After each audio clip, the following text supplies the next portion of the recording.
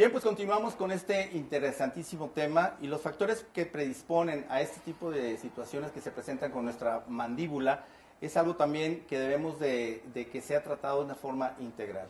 El doctor Oscar, pues aquí Sí. me preocupa un poco este asunto en el sentido de por dónde se empieza. O sea, yo, por ejemplo, cualquier persona de nuestro teleauditorio, ¿cómo puede en un momento dado definir, que decíamos antes de salir del corte, decir, bueno, me están dando unas valoraciones gratuitas, que por cierto tenemos 10, pero en este sentido decir, bueno, ¿cómo saber si debo de ir o por qué no debo de ir o debo de ir con el doctor Oscar? O si quieres podemos hablar de síntomas que sean más comunes. Adelante. De los síntomas más comunes que existen es, por ejemplo, levantarse por la mañana más cansado que cuando te acostaste.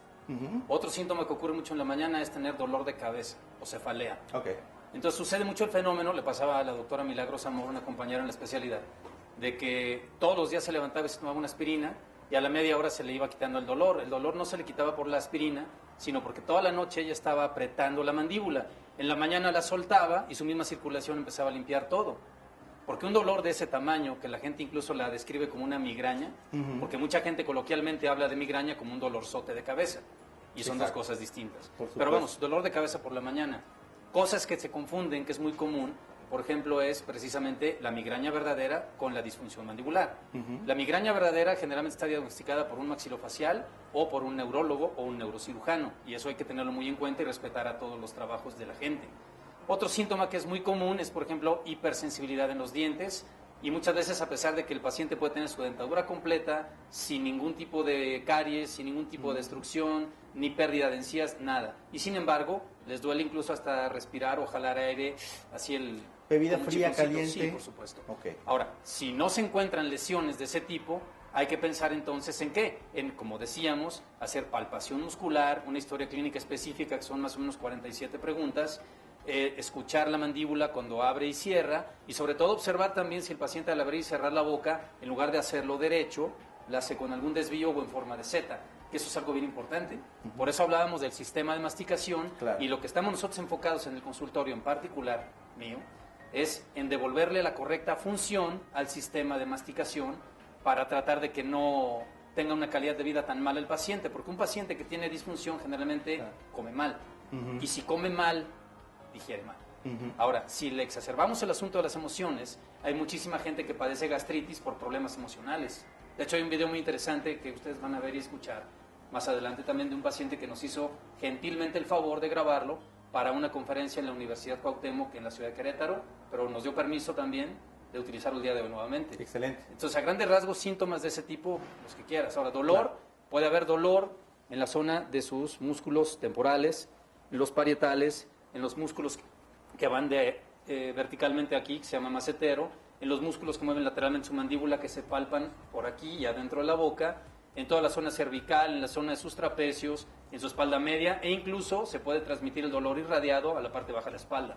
Por lo mismo, un problema de dolor lumbar puede causar un problema en las cervicales y eso a su vez provocar un problema mandibular. Como un efecto dominó, ¿no? Incluso en pacientes que no rechinan o que creen que no lo hacen, que es bien importante. Ok, correcto. Aquí la parte, volviendo con las emociones y lo que estábamos platicando, un punto interesante es esto también, el famoso dolor de cuello, o el famoso dolor que se levanta uno como si estuviera torcido. Durante la noche se supone que uno se desconecta. ¿En qué momento llega uno a rebasar esa parte de control de emociones, que inclusive en forma, o de no controlarlo, que estando en una forma inconsciente, que estando dormido, llega uno a no descansar y levantarse, como dice aquí el doctor, con ese tipo de sensación de no descansé, con esa sensación que nos sentimos el tirón acá, en fin, ese rictus doloroso, ¿cómo poderlo romper? Bueno, lo que pasa en la noche debería de ser una reparación completa de nuestro cuerpo. Debería de ser en todos los sentidos. Por eso tiene las funciones de los diferentes momentos del sueño, del dormir y el sueño, ¿no?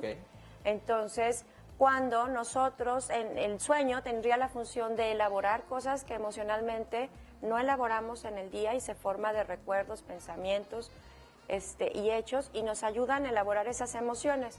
Cuando esto ha sido una sobrecarga continua y entonces no se han expresado de una forma adecuada, o no nos hacemos conscientes de las que tenemos, o no hacemos algo para modificar nuestros pensamientos, entonces, bueno, nuestro cuerpo lo va resintiendo. Claro. Si a esto sumamos los malos hábitos de la higiene del sueño, o sea, el de cómo nos vamos a dormir o lo que hacemos para dormir, entonces nuestra calidad de sueño se deteriora aún más, Por ¿no? supuesto.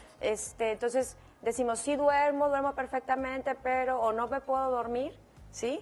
Pero le metimos ejercicio muy fuerte antes de dormir, vimos noticias con muchísimas muchos estímulos, malos, buenos, entonces todo eso nos va provocando emociones que no las alcanzamos a calibrar y entonces dormimos mal. Claro. Cuando dormimos, entonces dormimos en posición de defensa, en posición de ataque, y no nos dejamos descansar, Ya, ¿sí? ok. No aflojamos el cuerpo como Y aquí diríamos me gustaría literalmente, ligarlo ¿no? con Sí. la parte de apretar toda la noche Así es. la quijada. De hecho, lo que muchas personas escuchan ese rechinido de mandíbula, o que truena, o que rechinan los dientes. Sí.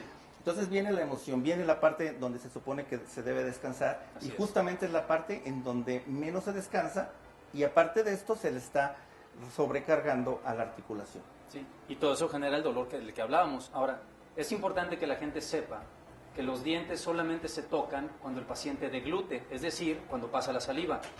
Ahora, ¿cuántas veces al día se pasan la saliva? 2.500 veces máximo, 1.800 otros libros, pero bueno, el punto es que si ustedes, mis queridos televidentes, suman esos instantes, que ni siquiera suman segundos, esos 2.500 contactos, ni siquiera van a llegar a tener 10 minutos de contacto en los dientes. Los dientes, les repito, jamás se tocan al hablar, jamás se tocan al masticar, jamás se deben tocar al dormir. Luego entonces, si un paciente, su contacto fisiológico entre los dientes a través de esas degluciones para mantener el sistema en una posición correcta son 10 minutos, la traducción es 23 horas con 50 minutos de cada día de su vida, los dientes jamás deben de contactarse. Si ahora hablamos de un paciente que bruxa o aprieta los dientes media hora, mucha gente dice, pues es poquito.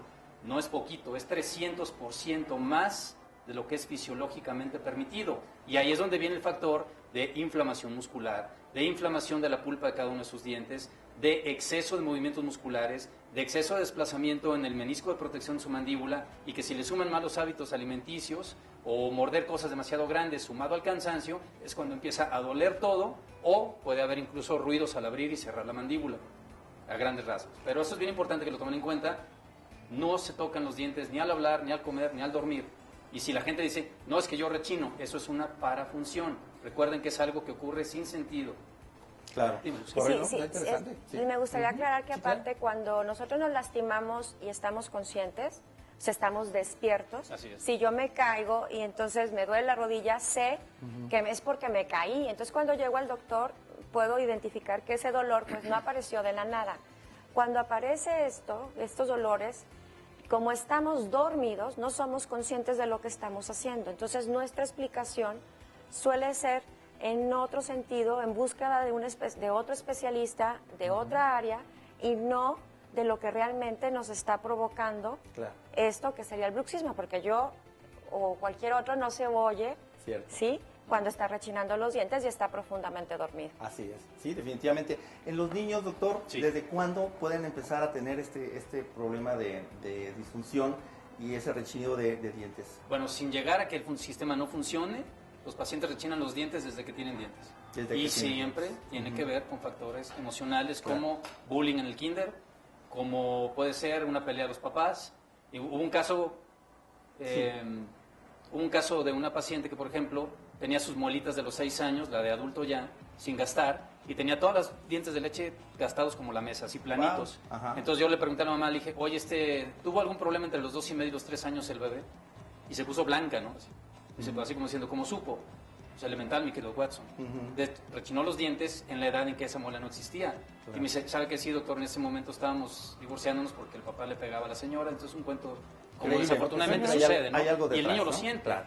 Ujú. A lo mejor no sabe decirlo, pero el niño siente. Claro, por supuesto. Es como cuando un niño llora, pues llora porque no sabe hablar español. Ujú. No te puede decir, me duele o quiero mi leche, no. O sea, como el chocolatote Así de es. cachiruloco, no. Pero así Ok, sucede. ¿Puedo hacer una perfecto. aclaración? Chiquita. Bien. Los niños sienten, lo que no pueden hacer es expresarlo. Claro. Y los papás no Exacto. sabemos traducirlos. Exacto. Ese es un punto interesante que yo creo que por lo mismo son estos programas, porque es aprender a cómo poder educar a los hijos, poderles dar la atención y ser perceptivos, definitivamente.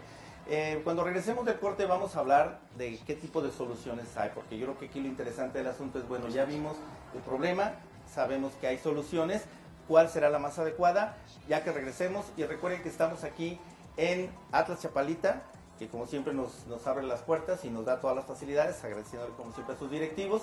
Y recuerden también que tienen que llamar ahorita en este momento, porque las primeras 10 personas tendrán una valoración con el doctor Oscar Hernández sin costo alguno, o bien, si se agotan estas 10, el 50% de descuento. Vamos al corte, regresamos y no tardamos nada.